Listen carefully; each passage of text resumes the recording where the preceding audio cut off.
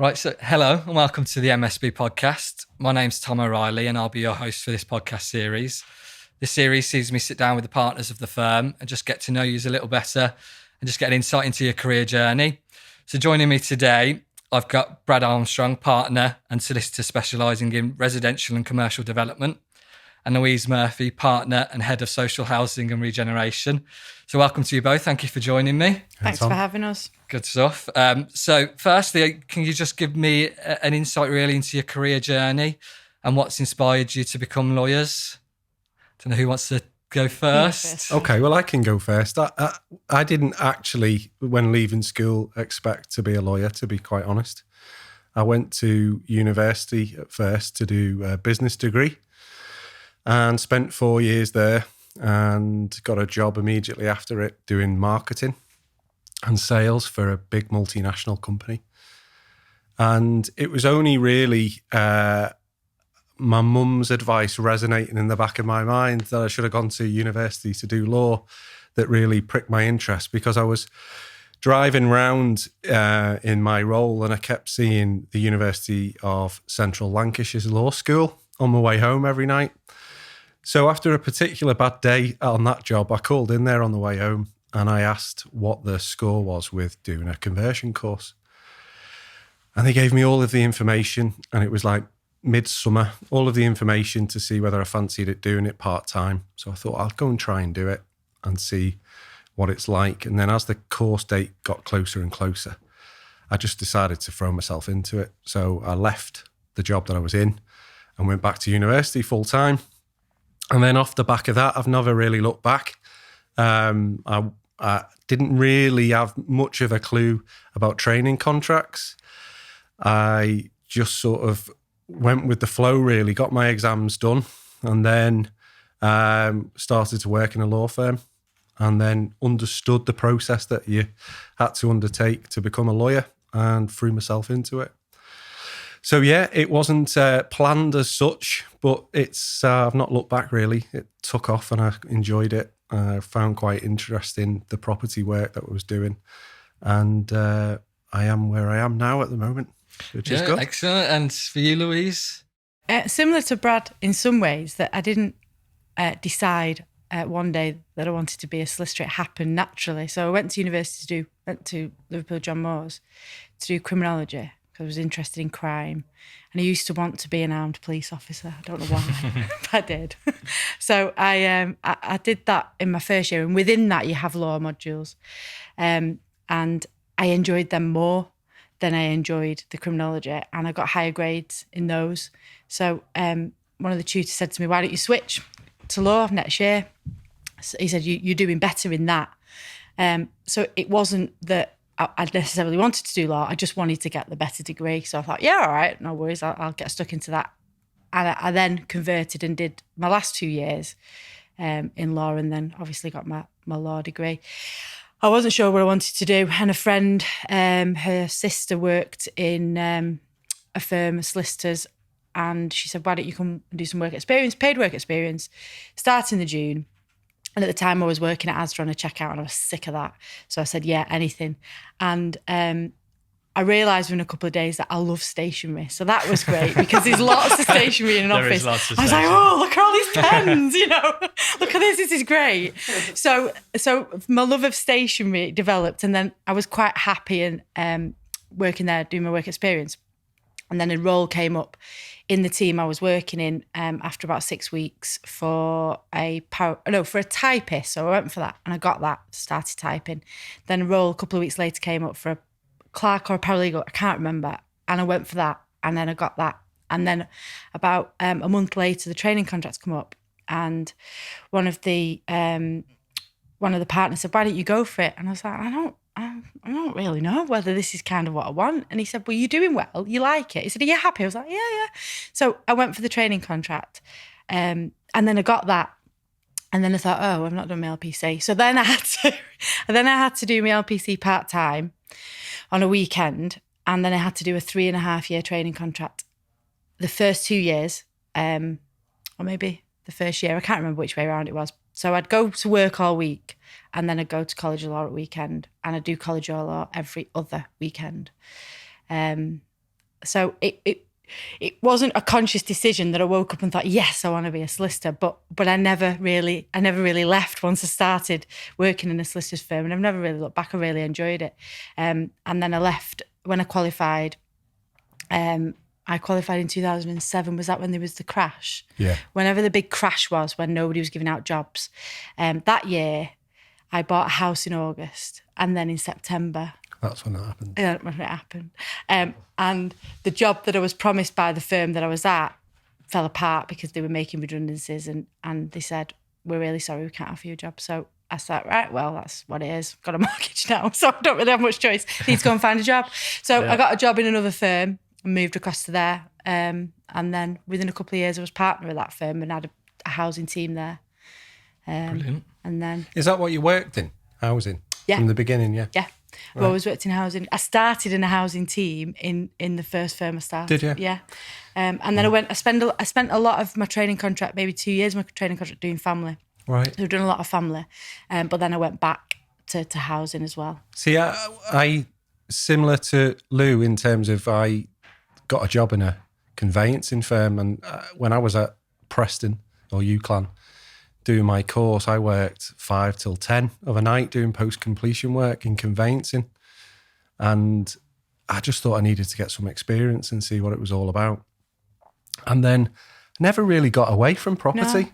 I sort of went from there, and then when I'd finished my LPC, I got a job, like you said, in there, and then stuck with it. And then there was the graduate assistant roles that they were sort of providing. So I went and got one of those. And then we were waiting for the training contract rounds to come up. There's quite a lot of people in that firm. And then it was right around that time. Yeah. And then it was just I think they took 2 on and they were intending to take 8 or something like that. And then they were only doing it once a year. So I started looking then around. Yeah. But you just couldn't get one at the time. And I just not fluked one, but I managed to get one in an old practice, really, a traditional firm. I mean, if I'm honest, I don't know why they gave me one. I mean, that sounds terrible. I shouldn't really say that. But at the time, I had no experience. I didn't have my LPC, and I was because maybe it was because I was relaxed, but because I'd not set my heart on it. There was people there who were really really set the heart on the training contract, and I was just relaxed. I was like, well, this is just a bonus. It's just an experience. And I think sometimes when you look at opportunities like that, you are relaxed and then you show your true self, and that might be why you get the job. I don't know, but it's interesting to see how the first place you start off in the legal profession, you've not moved there from far from property, and I haven't moved from housing. Yeah.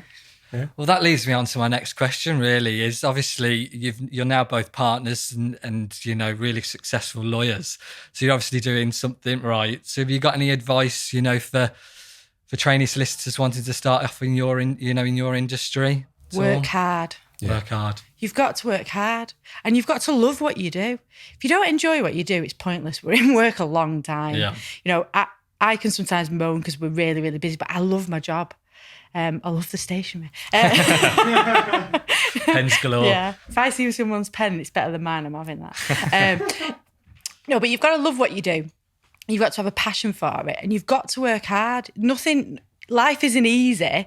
So, if you're finding it easy, you're not working hard enough. You should be getting stuck in. And sometimes you can think of, I was thinking, you've got loads of ideas going around in your head.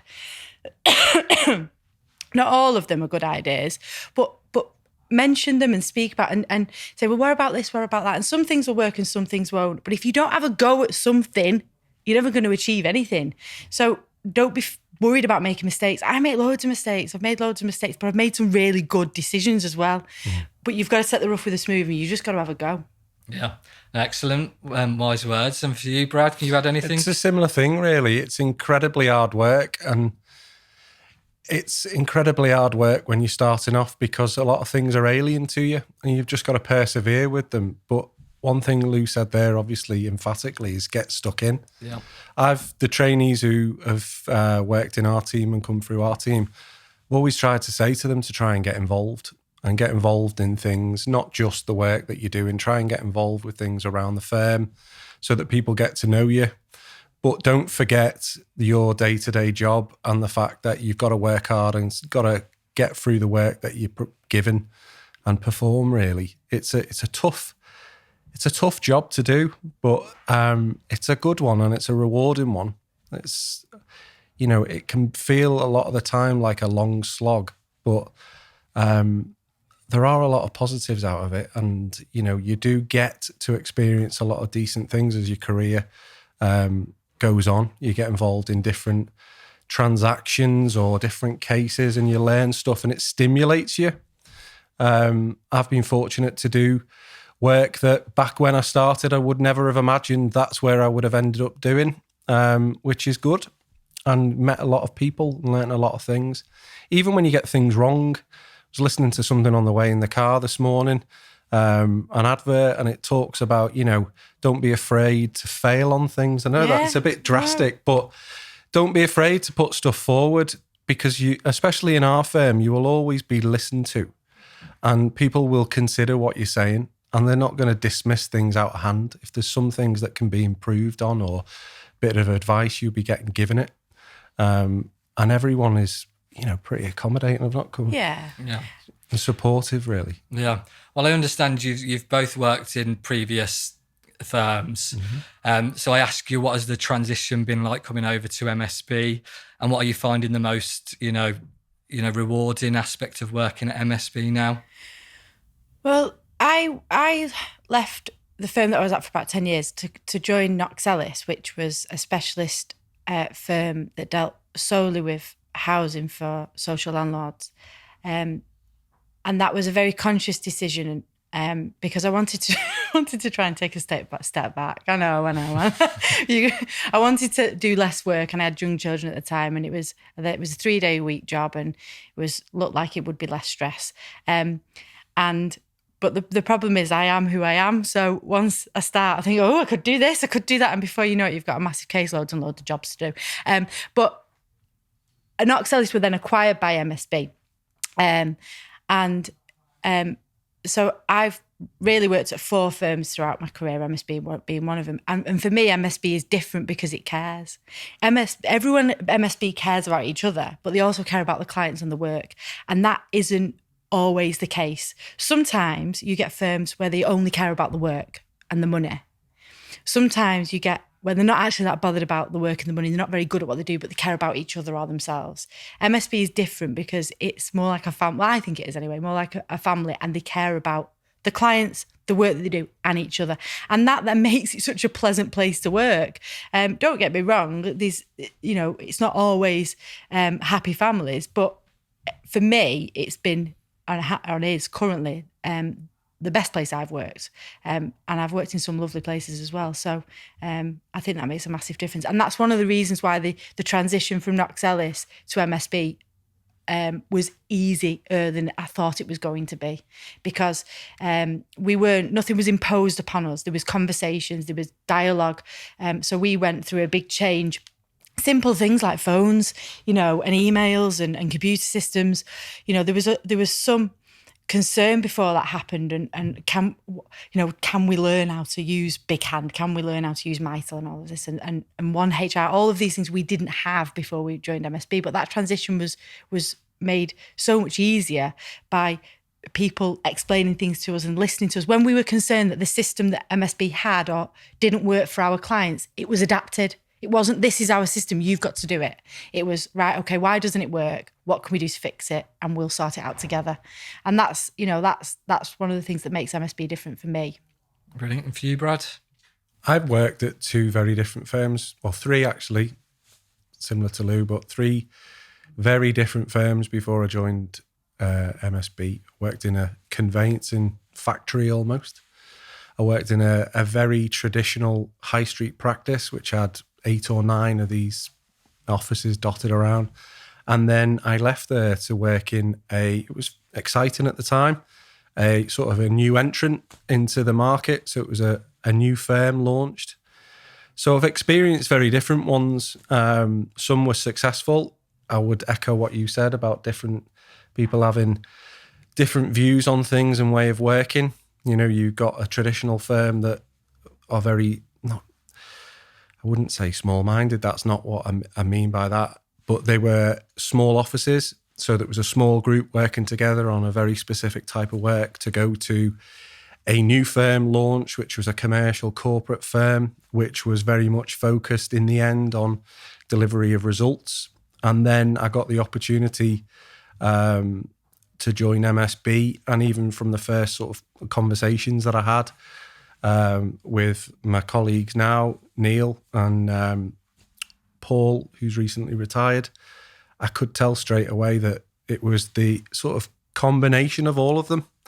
There was a real progressive attitude as to where they saw the future and wanted to kick on and grow and do different types of work. But underpinning all of that, there was this camaraderie within the firm and that family idea that you said.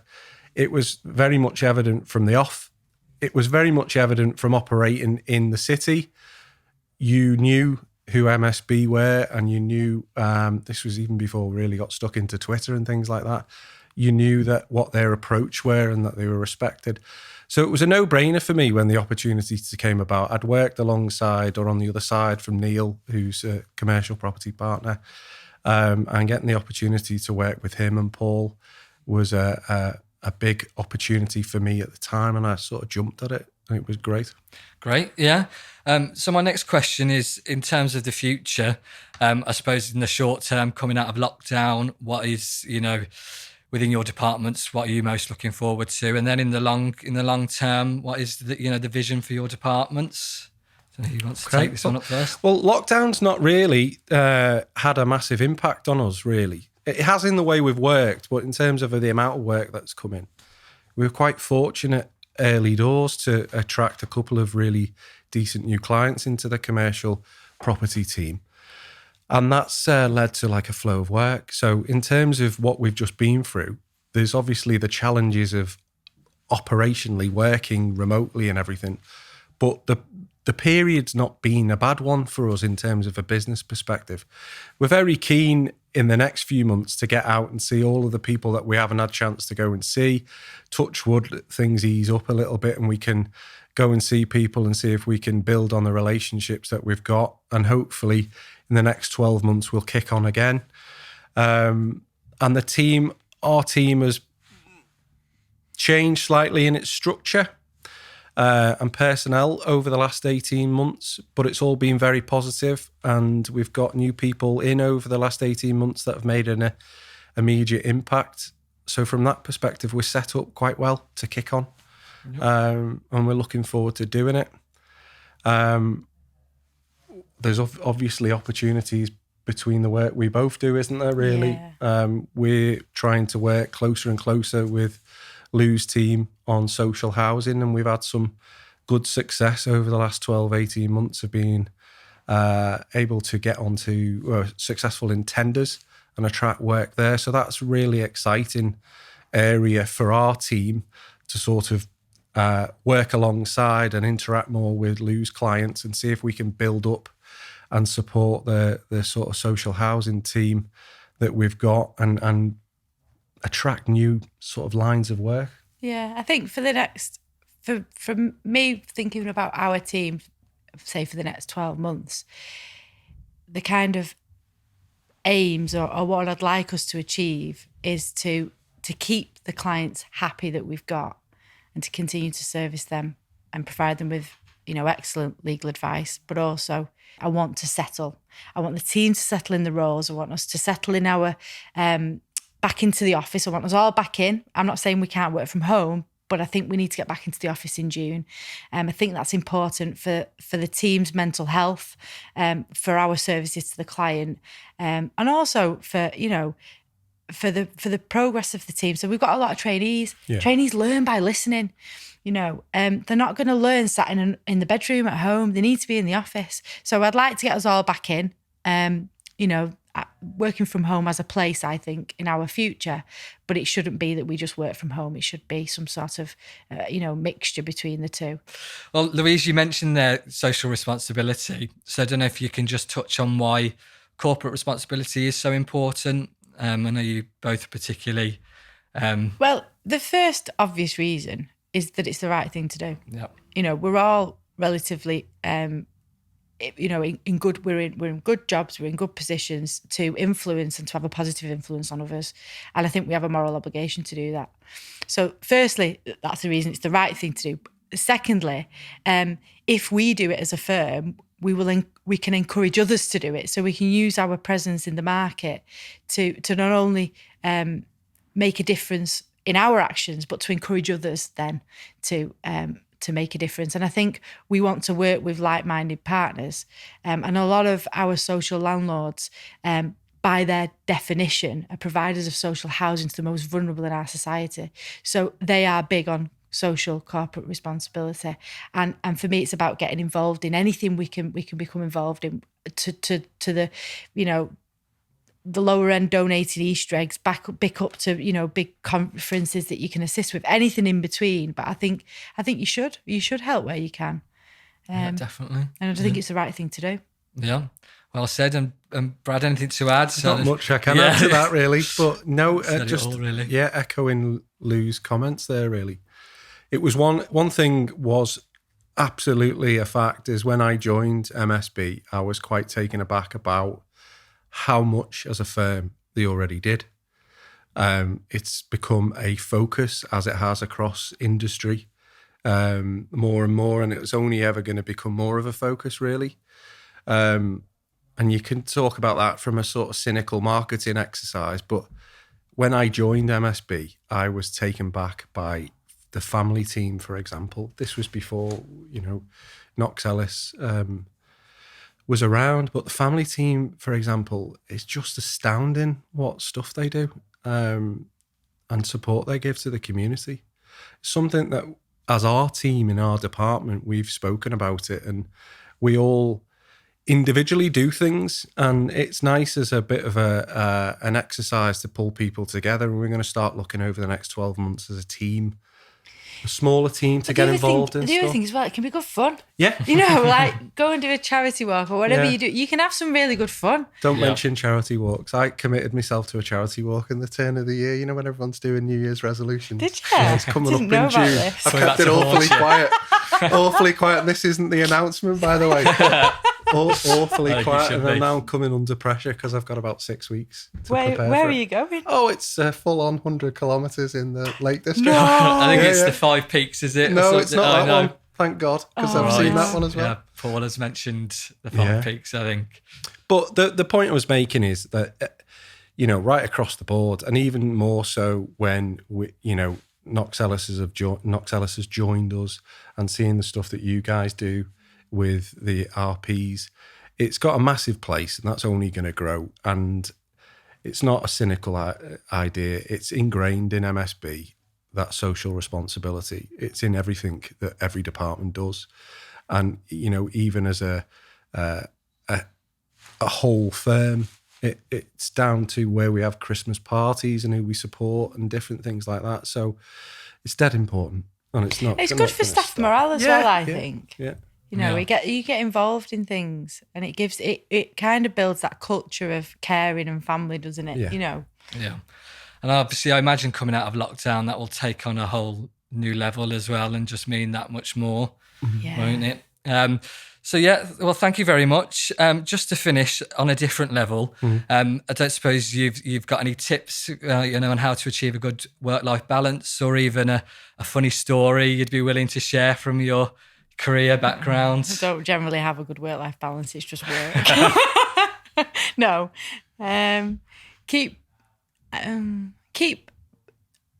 Have something in you eat that's sacred to you and your family. So for me, I don't know about you, Brad, but I really make an effort not to work at weekends, which sounds stupid. But because I like what I do, I can very easily fall into a habit of everyone sat on the couch watching telly, and I think, I'll just go and do that bit of work. But actually, it's not good for you. No. You think you're doing yourself a favour because you think you're getting ahead of the game on the Monday, but you're not. You're not having a break. No. Mm-hmm. And you need to have that time in your week where you have a break. So whether you cut off and have your weekend completely off and work long hours in the week, or whether you work normal hours in the week but have you cut off at 7 o'clock at night, 6 o'clock at night, you don't do it, or whatever. But I think it's important to have a time that works for you where work is just not an option. Well, that's what I think anyway. No, it's critically important. And unfortunately, as you're coming through, there's pressures on, you put pressure on yourself to perform in your role.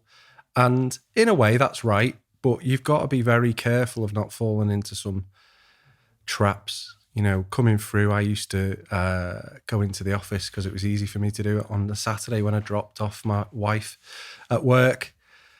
And you can just get into a pattern of doing it, can't you? And you don't actually realise it creeps up on you and it becomes the norm then. Yeah, it does. So, you know, if any advice to younger members of the team is just to be very mindful of what that, and make sure that you're getting time to yourself and away from it. And when you get kids and things like that, you know, the weekends become sacred, don't they, really? Yeah, they're important. And I mean, the other thing is as well, nobody gets to their end of their life and think, oh, I wish I'd worked more. I love my job, but, you know, it's not the most important thing in my world. My kids are. So you've got to put it in a bit of perspective. You've got to work hard. You've got to give it your all, but you've got to put it in perspective. That it, you know, your family are important, and sometimes it's a bit of for me at weekends, it's a bit of I really have to consciously think, no, I'm not going to work. Yeah, it's hard. It's dead hard to do, isn't it? Yeah, because I just think, oh, I'll just go and do that. But I purposefully don't, because I think it's important that you do have that time. No, definitely. Yeah, well, I think that's a really good point to end. So I'd like to just say thank you both for taking the time out to come and chat to me. I know I've learnt a lot from this chat, and I'm sure the listeners will. So, yeah, thank you. And thank you, Tom, for thinking about it. This is great. It's good. a pleasure.